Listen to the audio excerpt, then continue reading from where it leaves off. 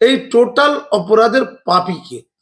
যারা টাকা দিয়ে ঢুকেছে তারা পাপ করেছে, কিন্তু যারা টাকা নিয়ে ঢুকিয়েছে, যারা টাকা নিয়ে চুরি করতে প্ররোচিত করেছে ওই বেকার কিছু ছাত্রদেরকে শিক্ষক হতে, চুরি করা যেমন অপরাধ, চুরি করতে সাহায্য করা, চুরি করতে প্ররোচিত করা সমান অপরাধ। যারা কাকর বানালো খুব ঠান্ডা মাথায় দেখুন, তাদের নিয়ে আলোচনা বড্ড কম।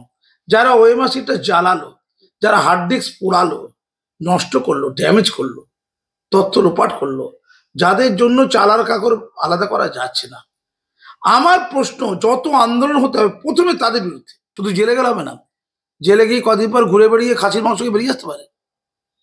থার্ড ডিগ্রি প্রয়োগ করতে হবে কাদের? যারা সার্ভিস কমিশনে বা অন্যত্র বসে এই জাল কর্মটা করেছে তাদের। সুপ্রিম কোর্ট বা হাইকোর্ট আগে ওদেরকে ধরুক, ওদেরকে লকআপে ঢোকানো হয়েছে কি আমার যতটুকু ধারণা ওরা কেউ লকআপে নেই। কি ভারতবর্ষের বিচার ব্যবস্থা! আর এই অ্যাডভোকেট গুলোই বা কি?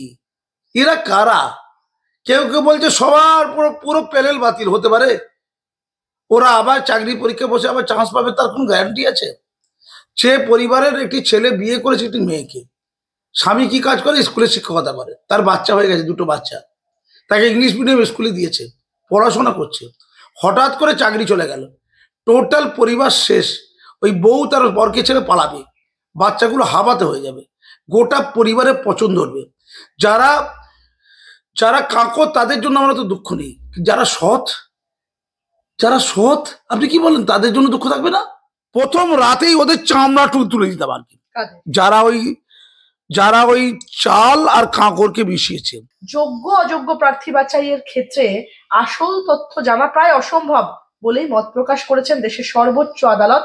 সোমবার মামলার শুনানি পর্ব শেষ হওয়ার আগে এমনটাই মন্তব্য করেছেন সুপ্রিম কোর্টের বর্তমান প্রধান বিচারপতি সঞ্জীব খান্না এবং বিচারপতি সঞ্জয় কুমারের ডিভিশন বেঞ্চ। এই অবস্থায় আদালত তাহলে কি করতে পারে তাই নিয়ে প্রশ্ন তোলেন প্রধান বিচারপতি। সিবিআই পক্ষ থেকে অবশ্য জানানো হয়েছে তারা চাইছেন কলকাতা হাইকোর্টের যে রায়, অর্থাৎ 22 এপ্রিল যে রায় বেরিয়েছিল বিচারপতি দেবাংশু বসাক এবং মোহাম্মদ সাব্বির রশিদের ডিভিশন বেঞ্চে, অর্থাৎ 26,000 একদম গোটা প্যানেলটাকেই বাতিল করেছিলেন তারা, সেই রায় বহাল রাখার পক্ষে রয়েছেন সিবিআই, এমনটাই তারা জানিয়েছেন আদালতে সিবিআই এর আইনজীবী। অন্যদিকে স্কুল সার্ভিস কমিশন জানায় র্যাঙ্ক জাম্প এবং প্যানেল বহির্ভূত নিয়োগের তথ্য থাকলেও ওএমআর-শিট কারচুপির তথ্য তাদের কাছে নেই। এছাড়া সরকার পক্ষের আইনজীবী প্রধান বিচারপতিকে জানিয়েছেন এতজন শিক্ষকের চাকরি বাতিল করা হলে রাজ্যের শিক্ষা ব্যবস্থা সম্পূর্ণ ভেঙে পড়তে পারে। তো কি বলবেন? দেখুন, অনেকগুলো প্রশ্ন, আমার সংক্ষিপ্ত উত্তর। 26,000 পরিবারের চাকরি না থাকলে, মানে 26,000 ক্যান্ডিডেটের চাকরি না থাকলে 26,000 পরিবার ক্ষতিগ্রস্ত। একটা পরিবারে বেশি লোক থাকে, 2জন 4জন 6জন সব থাকে। 26,000 লোকের মুখের ভাত কেড়ে নেওয়া মানে 26,000 পরিবারকে ক্ষতিগ্রস্ত করা। আদালত বলে, আইন বলে 10 জন অপরাধীকে ছেড়ে দেওয়া ভালো, একটা নিরপরাধ শাস্তি না পায়, এটা আইন বলে। বলা হচ্ছে চাল আর কাঁকর, অর্থাৎ কিছু চাল আছে, কিছু সততা আছে, কিছু সঠিক আছে, আর বাকিটা কাঁকর আছে, বেঠিক আছে, অসৎ আছে। তাহলে কিছু অসতের জন্য বাকি সতরা যারা সৎ তাদের চাকরি যাবে? এটা কি নৈতিকতা বলে, কি আইন বলে? জাস্টিস বসাক এই যে রায়টা দিয়েছেন, সে রায়টা কতটা যথার্থতা আছে আইনের দৃষ্টিকোণ থেকে? যে আইন বলছে কি, আমি আবার রিপিট করছি, 10 জন অপরাধী ছেড়ে গেলে তাও ভি আচ্ছা, একটা নিরপরাধী শাস্তি না পায়। এখানে 10,000 বা 5,000 অপরাধীর জন্য বাকি 15,000 বা 20,000 নিরপরাধী শাস্তি পাবে কেন? নাম্বার 1। নাম্বার 2, বলা হচ্ছে ওএমআর সিটের ব্যাপারটাকে শুধুমাত্র কিছু বলতে পারছে না, বাকিগুলো বলতে পারছে। ওএমআর সিট জ্বালিয়ে দেওয়া হয়েছে, নষ্ট করা হয়েছে, র্যাঙ্কজাম করা হয়েছে, সাদা খাতা হয়েছে, এছাড়া হার্ড ডিস্ক লোপাট করা হয়েছে, নষ্ট করে দেওয়া হয়েছে। করেছে কে? এই টোটাল অপরাধের পাপী কে? যারা টাকা দিয়ে ঢুকেছে তারা পাপ করেছে, কিন্তু যারা টাকা নিয়ে ঢুকিয়েছে, যারা টাকা নিয়ে চুরি করতে প্ররোচিত করেছে ওই বেকার কিছু ছাত্রদেরকে শিক্ষক হতে, চুরি করা যেমন অপরাধ, চুরি করতে সাহায্য করা, চুরি করতে প্ররোচিত করা সমান অপরাধ এবং বড় বেশি অপরাধ। এই বেকারত্বের দুনিয়ায় যদি আমরা আদর্শবান নীতিবান ওই তো নেতামন্ত্রীদের দেখতে পাচ্ছি কে কত চুরি করতে পারে তার প্রতিযোগিতা হচ্ছে, কে কত কম চুরি করে সেটাই হচ্ছে যোগ্যতা। তোদের পাড়া সবচেয়ে ভালো ছেলে কেড়ে যে গাছে উঠে মদ খেয়ে ধেই করে নাচছে, তো বাকিরা আরো খারাপ। অর্থাৎ আমাদের যারা সমাজের মাতব্বর, যারা সমাজের কারিগর, যারা নেতা, যারা মন্ত্রী, তারা অবৈধতা, কাটমানি, গরু চুরি, বালি চুরি, শিক্ষা চুরি, উমুক চুরি, তুমুক চুরি, ধান্দাবাজি, চরিত্রহীনতা, খুন খারাপি করে লোপাট করে দিল। আর এই সাধারণ বেকার ছাত্রগুলো খুব আদর্শবান হয়ে যাবে, একদম সবাই ধ্রুবতারার মতো জল করে চলবে, এইসব মিথ্যে ভাবা যাবে, মিথ্যে ভাবনা, হটকারী ভাবনা আমি মনে করি।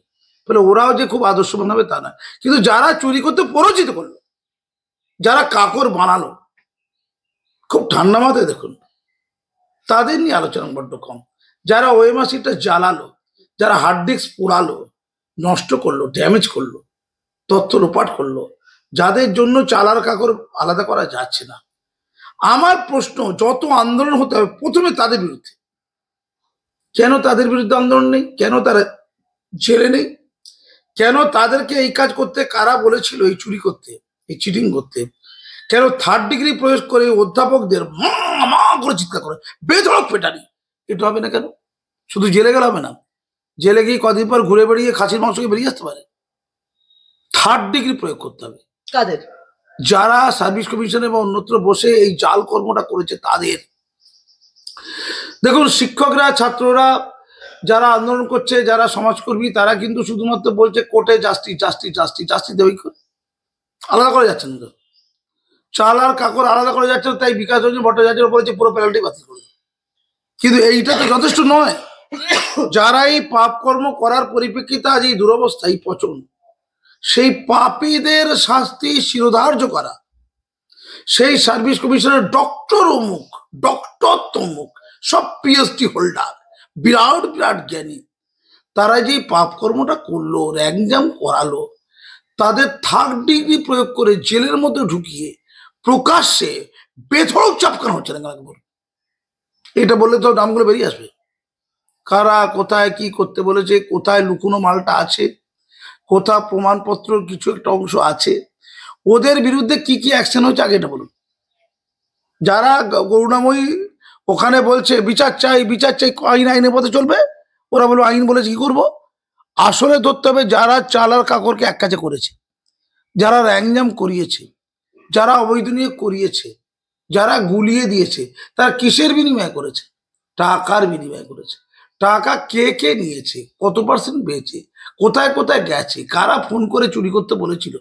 যেমন ফোন করে সঞ্জয় রায়কে ডাকা হয়েছিল, এখানে একটা মেয়ে আছে রে, তুই তো ডেড বডিকে রেপ করতে খুব ভালোবাসিস, তুই একটু আয়, এখানে একটা ভালো করে দায়িত্ব সহকারে একজনকে রেপ করা হয়েছে, করে মেরে দেওয়া হয়েছে, তোর অনেক দিনের সাথ ছিল না ওকে রেপ করা, ওদের জ্যান্ত অবস্থায় পেলি না রে, তোর দুর্ভাগ্য। তুই তো দুটো পতিতালয়ে গেছিস, করে তুই আনন্দ ফুর্তি করে এসছিস দুটো মহিলার সাথে, 12 বেশি মহিলার সাথে, তুই একটু আয় ডেড বডিকে রেপ কর। খুব বেশি হলে সঞ্জয় রায় শুধুমাত্র ডেড বডিকে রেপ করে, খুব বেশি হলে ওর 6 মাসের বেশি জেল হওয়া উচিত না, কারণ ভারতের দণ্ডবিধি অনুযায়ী যাবজ্জীবন কখনো সঞ্জয় রায় হতে পারে, মৃত্যুদণ্ড দূরের কথা। ও যতই খারাপ হোক, ও কাকে রেপ করেছে? খুন করেনি, ও জ্যান্ত তিলোত্তমাকে রেপ করেনি, এটা আমার দৃঢ় বিশ্বাস। ও ডেড বডিকে মর্গে গিয়ে রেপ করতে, ওটার কালচার। ও একটা ডেড বডিকে রেপ করতে ম্যাক্সিমাম রেপ করেছে কিনা সন্দেহ আছে, হয়তো ও কাছে কাছে ওর দু একটা হেডফোন রেখে দিতে বলে যে তুই কেসটা নিজের ঘাড়ে চাপিয়ে দে। তেমনই যারা মূল পাপ করলো, যেমন তিলোত্তমার ঘটনায় মূল পাপীরা সব অন্ধকারে চলে যাচ্ছে, কেউ ধরবে না তাকে, আর সবাই ওই সঞ্জয় সঞ্জয় করছিল, এখন বলছে আর ফাঁসিও চাই না। ফাঁসি তো কেন, যাবজ্জীবনও ঠিক না, যাবজ্জীবন হওয়াটা আমার কাছে লজিক্যাল নয়। তেমনই শিক্ষাকে যারা রেপ করলো, শিক্ষাকে যারা খুন করলো, রেপ এবং খুন কাকে করলো? শিক্ষাকে, শিক্ষা ব্যবস্থাকে। এটাই কম? একটা মানুষের মৃত্যু আর গোটা রাজ্যের শিক্ষা ব্যবস্থার মৃত্যু, কোনটা বেশি দরকার?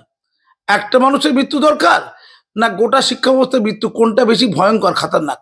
গোটা শিক্ষা ব্যবস্থার মৃত্যু খাতারনাক। সেই মৃত্যু যারা ঘটালো তাদের জন্য উই ওয়ান্ট জাস্টিস করে সার্ভিস কমিশন ঘিরে ধরে যতক্ষণ এদের ফাঁসি হচ্ছে, যতক্ষণ যাবজ্জীবন হচ্ছে, যতক্ষণ না এদেরকে থার্ড ডিগ্রি প্রয়োগ করে পিটিয়ে লাল করে এদের মুখ থেকে অমৃতবাণী বের করা, কারা কারা করিয়েছে, ততক্ষণ আমাদের নিস্তার নেই। এই কথা কেউ বলছে? এটা কাজী মাসুম আক্তার প্রথম বলছে রাজ্যে, ফার্স্ট। কাজী মাসুম আক্তারই বলেছিল তিলোত্তম আন্দোলন রাজ্যের ইতিহাসে সবচেয়ে ব্যর্থ আন্দোলন। কিছু ভণ্ড লোকরা এটা পরিচালনা করছে, আর কিছু সরল সাদাসিধি লোককে প্রভাবিত করছে, তারা প্রতারিত করছে, তাদের আবেগ নিয়ে ছিনিমিনি খেলছে। এটা বলেছিলাম না, যারা আন্দোলন করছে তারা সকলে অসাধু নয়, কিন্তু যারা নেতৃত্বে আছে বড় অংশ অসাধু, লক্ষ্যহীন, দিন লক্ষ্যে। আমি এটা বারবার বলেছি, আমি এটা বলছি পরিষ্কার করে, আদালত যে রায়টা দেওয়া উচিত সুপ্রিম কোর্টের, এটা আমার বক্তব্য, আদালত তার পথে চলবে, আদালতকে ডিকটেট করার ক্ষমতা অধিকার আমার নেই। কিন্তু আমার নিজস্ব বক্তব্য এমনটি হলে হয়তো ভালো হতো। সারাদিন এত কিছু করছে হ্যানা ত্যানা, এমনটি রায় কেন হয় না, এটা আমার প্রশ্ন। সেটা হচ্ছে, এই যারা এই কর্মটা করেছে, এই পাপাচারটা করেছে সার্ভিস কমিশনে বা মধ্যশিক্ষা পর্ষদে বসে যারা করেছে, বা তার উপর মহলে কেউ যারা করেছে, যারা তথ্য লোপাট করেছে, যারা র্যাঙ্ক জাম করিয়েছে, যারা ওই মার্কশিট চালিয়েছে, যারা হার্ড ডিস্ক পুড়িয়েছে, তাদের জেল, ফাঁসি, যাবজ্জীবন, 3rd ডিগ্রি, পেটানি হয়নি কেন? ওইটা চাই। ওইটা হলে দেখবেন চাল কাঁকর আলাদা করা সহজ হবে।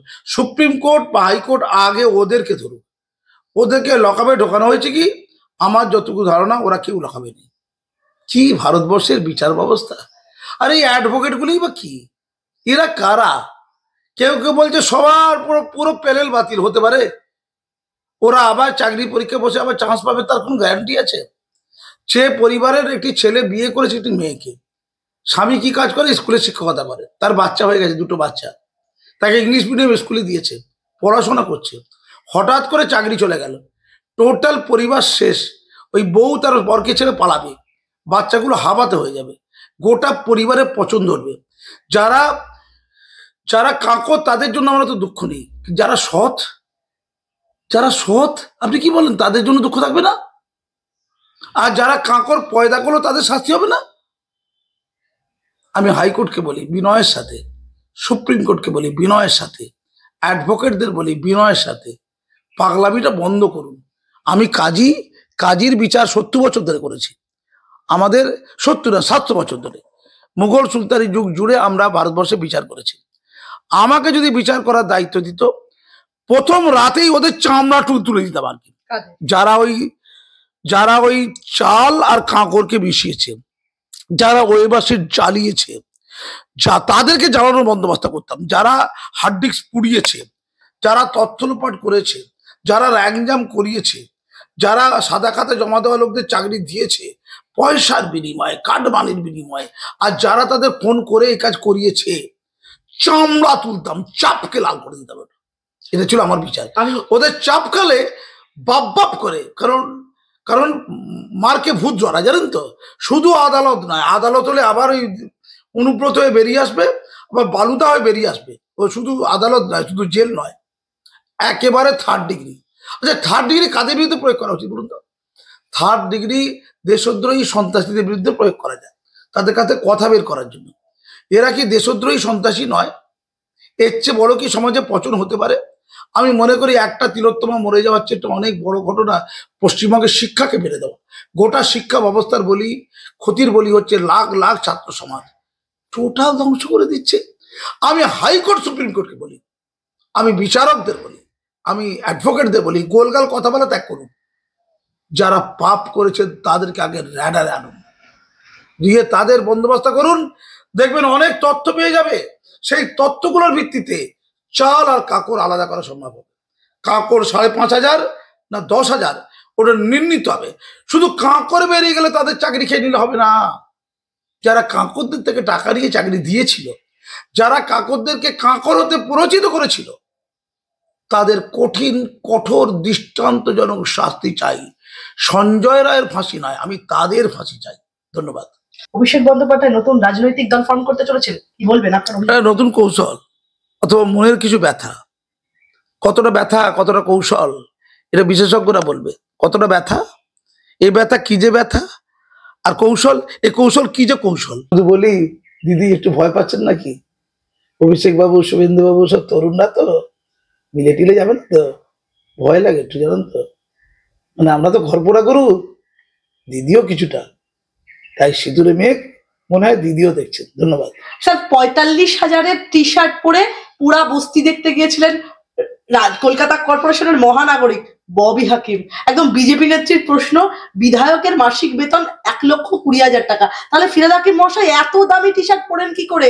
এর এর প্রত্যুত্তরে ফিরহাদ হাকিম বললেন, কোট আনকোট বলবো যে, লোগো কা কাম হ্যায় কেহনা, এই শার্টটা যদি আপনি গিফট দেন ফেলে দেবো রাস্তায়, কেউ উপহার দিলে পরবো না। প্রধানমন্ত্রী নিজের 10 লক্ষ টাকার স্যুট পরেন, সেটা কাউন্টার করতে গেলে অন্তত 45,000 খুঁজে পেয়েছে। ভালো, কি বলবেন? ওই যে বলছিল পশ্চিমবঙ্গে তিলোত্তমা হয়েছে, কি হয়েছে তা? আমাদের তো হাতরস আছে, অর্থাৎ রেপ হবে, পয়সা হবে। আমি বলি আমাদেরকে কেউ কেউ তো ভুল করে দিয়ে দিতে পারে, একটা দেয় না, গরিব লোককে দেয় না, পয়সাওয়ালা লোককে দেয়, পাওয়ারফুল লোককে দেয়। আপনাকে বলে রাখি, আপনি তো অসহায় পিছিয়ে পড়া গরিব মুসলমানদের কাছে গিয়েছিলেন, ওখানে নারকেল ডাঙাতে, ওদেরকে 45,000 টাকার ওই টি শার্টটা দেখাচ্ছিলেন, দেখো আমি কত দামি, আমি কেমন ধনী হচ্ছি মাম্মি। ও ভুবুক্কু ক্ষুধার্ত লোকের সামনে আপনি গেলেন, গিয়ে আপনি বড় করে ওই তন্দুরি চিকেন খেলেন, কি সুন্দর লাগে না? ধরুন প্রচুর ভুবুক্কু লোক আছে, ক্ষুধার জ্বালা ছটকাচ্ছে, জল দাও, খাবার দাও, খাবার দাও, জল দাও, আপনি কিচ্ছু দিলেন না, শুধু তন্দুরি চিকেন, মটন কষা সব নিয়ে গিয়ে তাদের সামনে গপ গপ করে খেলেন, কি সুন্দর লাগে না? যাদের ঘরদোর জ্বলে গেছে তাদের সামনে 45,000 টাকার টি শার্ট, আর আপনারা নিন্দুকের দল, কি করে জানলেন ওটা 45,000 টাকা দাম? ওটা আসলে 45 টাকা দাম, আপনাদের চোখে পড়েছে, গন্ডগোল হয়েছে।